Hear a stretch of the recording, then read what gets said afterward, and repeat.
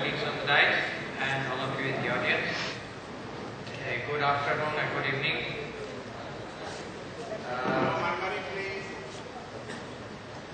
I'm making this presentation on behalf of Mr. K.C. Shroff, Kakaji, who has not been able to come as was mentioned in the morning.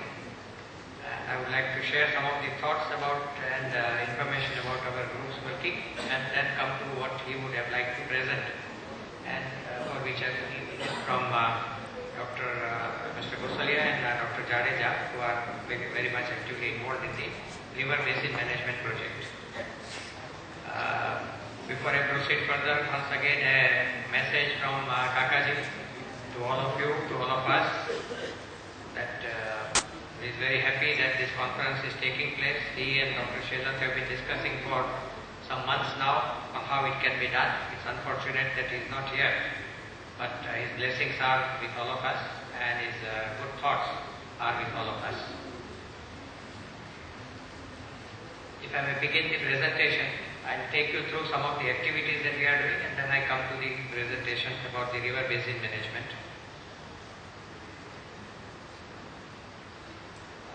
The paper that Kakaji would have liked to present is the holistic approach for sustainable development and global warming mitigation through agriculture and local leadership development and how it is being implemented. Several places, but one specific one which will be presented in detail later on. Our group organizer, it is called group organizer. There are both companies and there are voluntary agencies. Rather than the word NGO, I prefer voluntary agencies or non-profit organizations than this one. So we work in many areas, many states. And what the activities are, I will just come in the next slide.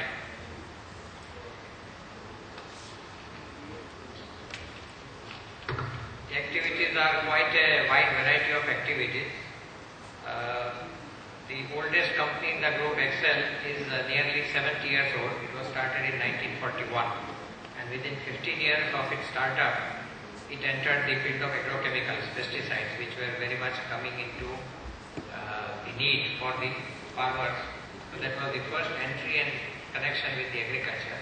But after that, there has been a long journey with not only farmers, but the whole rural community. And there are various activities that are done through the companies and through the voluntary agencies. So if I may just take you through, I'll start with agricultural inputs. So agricultural inputs are agrochemicals. Now we are also into biopesticides. Then there is compost for balancing the use of fertilizers, synthetic fertilizers. We are also a small player in seeds. We were one of the pioneers in the field of drip irrigation in India with Israeli help to start with. And that company, the Netafim, is doing quite well in India. They've grown quite well. Then coming to the agricultural practices, we realize we have always been conscious that while we want to give the products to the farmers, it has to be a relevant product, it has to be a safe product, and if the practices are undergoing a change, if the science and the scientists are able to throw up new data, take cognizance of that, incorporate that into your thinking and your working, and change your products, change your technologies, change your ways of working. So concepts which were, let's say 15, 20 years back only were talked about in the agricultural universities and the research stations, like integrated pest management, integrated nutrient management, integrated crop management, were very much adopted by our group. And we said, okay, these are scientific new concepts being developed. Companies were paying lip sympathy to these. We thought that why not we take more steps, why not we understand, try it out on small scale, and whatever makes sense, why not we take it. That is how, along with the agrochemicals, we introduced biopesticides. We also looked at the role of the traditional practices in agriculture, and whatever made sense, we incorporated that. Similarly, responsible use of the soil by incorporating compost along with the fertilizer. And we found that up to 50% of the fertilizer usage could be reduced if you did the right things and measured the soil and soil health. And out of that grew the concept of integrated crop management, where you look at the whole crop and see right from the beginning to the end how the farmer is facing problems and where can you step in to help him to improve the practices. In terms of the soil health, which has of late been emerging as a very, very important subject, because that's the starting point for agriculture. If the soil is not good, if the seeds are not good, then you can't go far. So soil has to remain good. About 50-60 years back, the chemicalization of agriculture began world over. We also went through our green revolution, in which the intensive agricultural practices played their part. We also benefited, as was mentioned in the morning. Our food production went up, agricultural production went up. But maybe beginning about 15-20 years back, the ill side effects of the over-chemicalization, over-flooding of the farms began to manifest themselves. And so new practices were required. And as part of that, we have been attending to various problems. So soil health is one area where we have been doing something.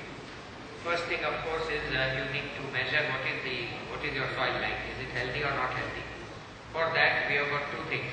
We have developed some excellent small portable testing kits for soil health, which tells you what is the NPK, what is the carbon content, etc.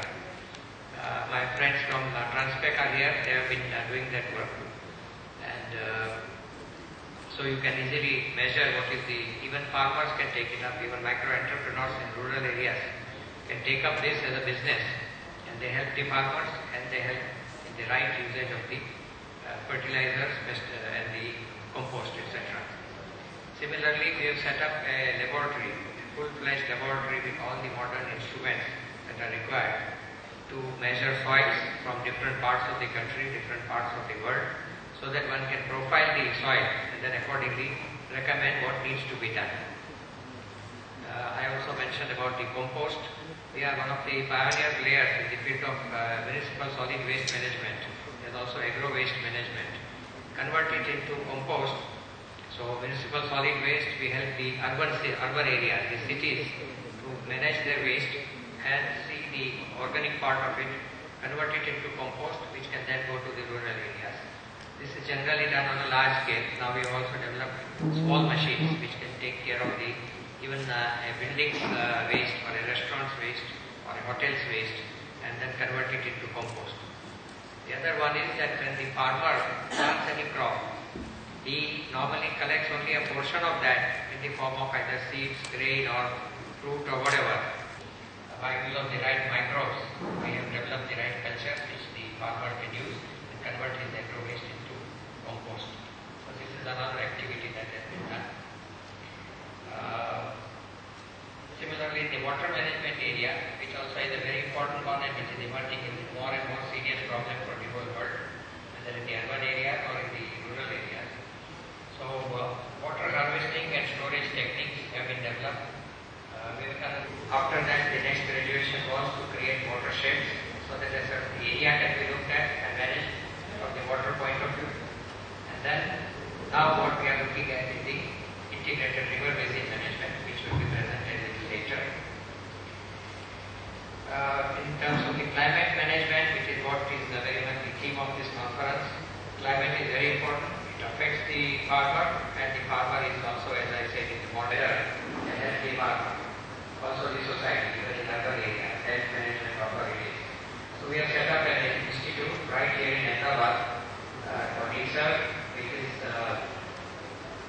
sort of established about 1.5 years back. The idea is to be able. Next one is the energy field. As all of us know, the energy is really one of the major causes for the world climate change. So more and more efforts are going on world over in how to shift from fossil fuel based energy to renewable energy. So that has been done. And similarly on biodiesel and Jethro-Park, a lot of work has been done. Similarly, biogas from the municipal solid waste and from agro waste also has been attempted, and good knowledge is available. And now we are looking at constructing some projects. When you manage waste and convert into compost, you can also manage wastelands, as was mentioned by Sajal, that wastelands can be brought under productive agriculture or productive forestry. So wasteland development is a logical extension of the waste management. And the last one is the rural development, education, income generation, etc. where you can have a lot of products, you can have a lot of knowledge, but how do you convert it into a package of practices for the help of the beneficiaries? So our organizations like AgroCell, Vivekananda Research, Kutch Crop Services have been engaged in farmer education, agri input supply, farming practices education, and we are going beyond that. Dr. Varshney talked about the organic agriculture. You need somebody to certify that it is organically grown or it has been grown with the right way. So certification also is being provided. And the last one, last but not the least, we buy back from the farmer at remunerative prices the crop that he grows, where the inputs have gone from us, the practices have gone from us, we help him by buying back. Otherwise, again, after all, the good crop is left to the mercy of the traders, which we did not want. So we also buy back, add value to that and export. And similarly, Shujan has been one of our very old NGOs that have been operating in the field of handicrafts, mainly the Kutchi embroidery, which was otherwise dying, that has been revived thanks to Shujan. For the urban areas, we have a self-help center which is being run, where the people from the lower strata in the urban areas can be taught skills. They can do handicraft, they can do some handicraft work, and then the product can be bought back and taken to the market. So these are the kind of activities that we have taken. Some examples I will come to a little later.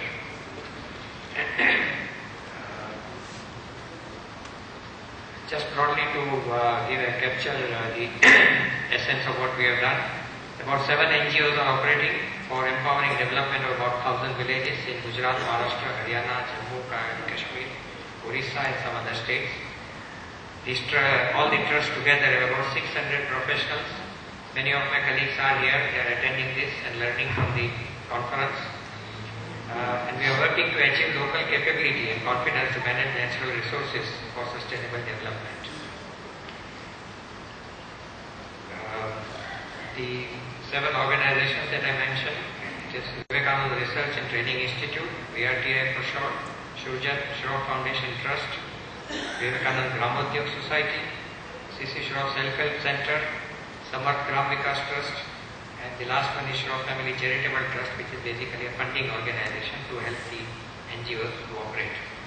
In addition, out of the Kutch experience of several decades, because Kutch kept on experiencing different types of calamities, about 10-15 years back, a kind of federation of NGOs was born under the inspiration of Kakaji, called the Kutch Navnirman Abhiyan, or Abhiyan for short, which has been doing wonderful work in terms of various areas, including rural housing, rehabilitation after the earthquake and cyclones and all that.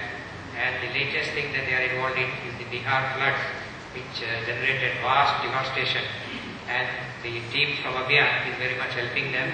Similarly, they went to Jammu and Kashmir, activities that we have been doing, better farm and crop management by adopting new concepts like IPM, ICM, INM, etc. Water banks like check dams, watersheds, and now the river basin management. We have also been a very active participant in the salinity ingress prevention programs, especially in the coastal areas in Gujarat. We have a project of 5 years running, helped by the Sir Ratan Tata Institute. And we have also been active in the fodder banks creation, because arid areas suffer from, on one hand, they have a lot of cattle wealth, but when the drought comes, then the cattle have no fodder to eat. So if you create more fodder banks, it is a very great help to the animal population.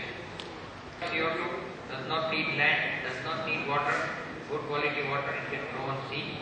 So I would very much recommend, we are not experts, but we are beginning to learn the role of algae, and it can play a very good part. One of the CSR institutes in Bhavnagar, the Central Salt and Marine Chemicals Research Institute, they have done some wonderful work. The Korean institutions also have been quite active, and I would encourage you to look at that as a possible new area. Lastly, change in habits and lifestyle and attitudinal change. I would also like to cite briefly from what Dr. Swaminathan has been saying. He has been following this subject of the climate change. Can we request the people coming at the back to do it quietly? जो नए लोग आ रहे हैं जरा थोड़ा शांति से आइए, बैठिए. Wonderful concept. Why can't each of our villages have at least two people, one man and one